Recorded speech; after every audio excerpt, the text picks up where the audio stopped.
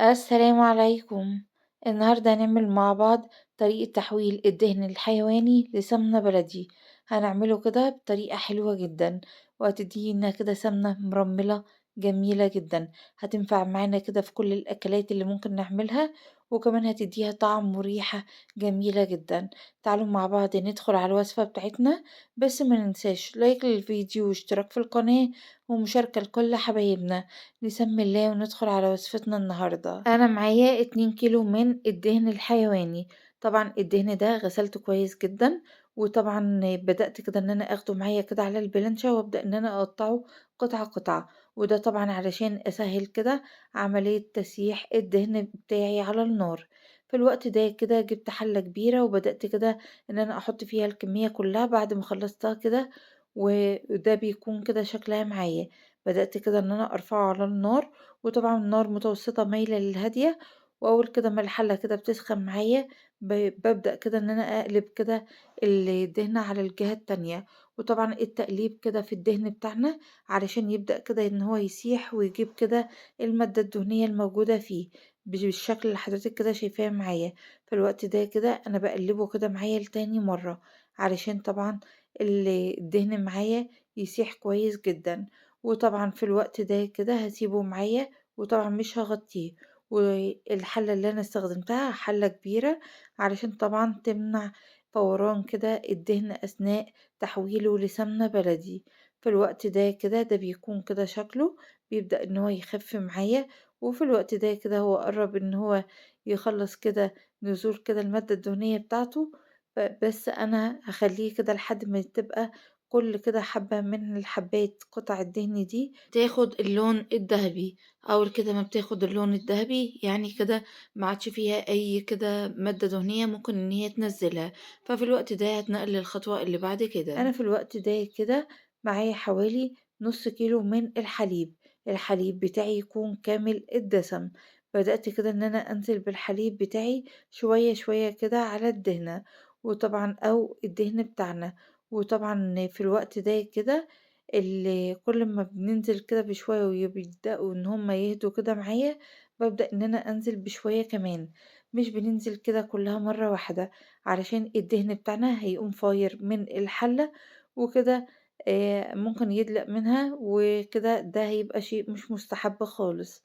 في الوقت ده كده بننزل كده باللبن شوية شوية، لحد كده ما بننزل بكمية اللبن بتاعنا كله. وأهم حاجة يكون اللبن اللي معانا كامل الدسم، علشان طبعا يدينا كده نتيجة كويسة. في الوقت ده كده أنا مصفيتش الدهن بتاعي، وطبعا سبته كده بالقطع الموجودة فيه لأن برضو أنا هصفيه كده. يعني بعد كده ما انزل بكمية اللبن كله بتبدأ كده الدهن بتاعي يبدأ يغلي، يبدأ يعمل كده رغوة على الجنب. فبمصفى كده ببدأ إن أنا أصفيها كده كويس جدا. أصفيها طبعا، وطبعًا باستغنى عن التصفية اللي هتطلع، اللي هي بتبقى البقايا كده من قطع الدهن. بابدأ إن أنا أستغنى عنها على طول. زي ما شفتوا أهو كده مع حضراتكم بيطلع كده معايا رغوة على جناب الحلة. بنبدأ كده إن إحنا نشيلها علشان تدينا كده طعم السمنة البلدي. وفي الوقت ده كده هي بقت في الوقت ده كده عبارة عن زبدة دايبة. في الوقت ده هاسيبها كده لحد ما تفصل معايا. وطبعًا بابدأ كده إن أنا أصفّيها كده بالشكل ده، وبنشيل كده الرغوة الموجودة فيها لحد كده ما بتنضف معايا. وطبعًا مش شرط إن هي تنضف أوي، لإن بعد ما بتخلّص كده وتفصل معايا بابدأ إن أنا أصفّيها تاني. في الوقت ده كده وأهم حاجة إن إحنا نشيل أي رغوة موجودة عليها، علشان تتحول معانا كده لسمنة بلدي بدون أي ريحة.